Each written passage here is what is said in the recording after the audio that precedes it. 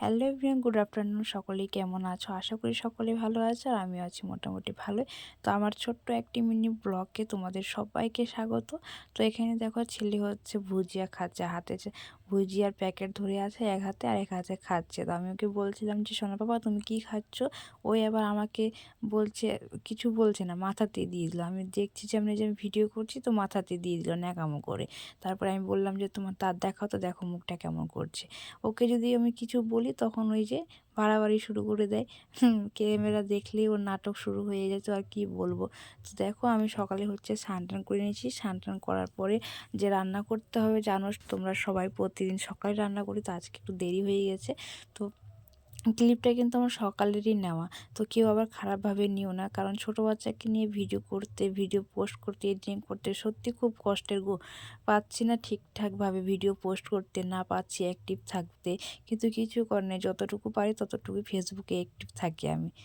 তো তারপরে দেখো এদিকে হচ্ছে কালকে শ্বশুরমশাই বাজার করে নিয়ে আসলো পালং শাক, তারপরে হচ্ছে মিষ্টি কুমড়ো। দেখো যেহেতু শ্বশুরমশাই মিষ্টি কুমড়ো ভাজা খেতে খুব ভালোবাসে, তাই একটুখানি নিয়ে আসছে। তো এখানে হচ্ছে দেখো আবার নিয়ে আসছে কমলা লেবু ছেলের জন্য। এখানে হচ্ছে তোমার বড়া নিয়ে আসছে, কুমড়ো বড়া। তারপরে এখানে রয়েছে ডাল দু রকমের, একটা হচ্ছে মুগ ডাল আর একটা এই যে দেখো মটর ডালগুলো নিয়ে আসছে। তারপরে আরও কিছু নিয়ে আসছিলো, পাঁপড়, তারপর চানাচুর, বিস্কিট। তো এগুলো সে শাশুড়ি মা যেহেতু বয়মগুলোতে ঢেলে রেখেছে, তাই আর ক্লিপগুলো নিতে পারিনি। এখানে একটা বাঁধাকপিও রয়েছে। তো চলো এখন আমি আগে রান্নাটা করে নিই, তারপরে আবার তোমাদের সঙ্গে দেখা হচ্ছে। তো দেখো ফাইনালি হচ্ছে আমি রান্না কিন্তু বসাই দিয়েছি আখাতে, যেহেতু গ্যাস আমাদের শেষ হয়ে গেছে, তো আখাতে রান্না করতে হবে। তো আখাতে রান্না করতে কোনো প্রবলেম হয় না আমার, খুব ভালোই লাগে। যেহেতু শীতের দিন আখাতে রান্না করলে পা হাতগুলো একটু গরম থাকে, তাই আখাতে রান্না করছি আপাতত। তো দেখো এখানে আবার ডালটা সিদ্ধ করে রেখেছি। তো করব হচ্ছে আজকে ডাল, মূলা ভাজা, ওলকপি ভাজা আর হচ্ছে আলু সিদ্ধ। তো তোমাদেরকে একটাই কথা বলবো, আমার ভিডিওগুলো যদি তোমাদেরকে ভালো লেগে থাকে তাহলে অবশ্যই একটু আমার ছোট্ট পরিবারের পাশে থেকো সবাই।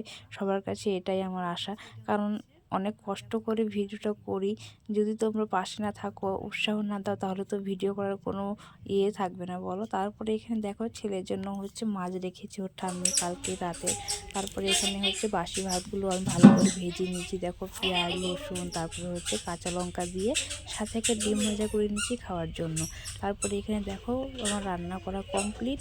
ডাল তো তোমরা দেখতে পেলে কি রান্না করেছি, আর এখানে দেখো তো ঝাল লঙ্কা আর পেঁয়াজ ভাজা করে রেখেছি আর আলু সিদ্ধর জন্য। তো এখানে হচ্ছে দেখো কালকে একটা গর্ত করছিল, সেটা গর্তটা কি বলো তো কিসের জন্য?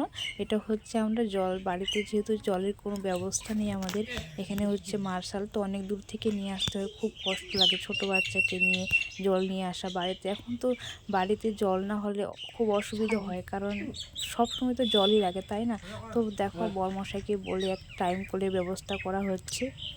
তো চলো ভিডিওটা যদি ভালো লাগে তাহলে অবশ্যই পাশে থেকো, সবাই ভালো থেকো, সুস্থ থেকো, আবার দেখা হবে ছোট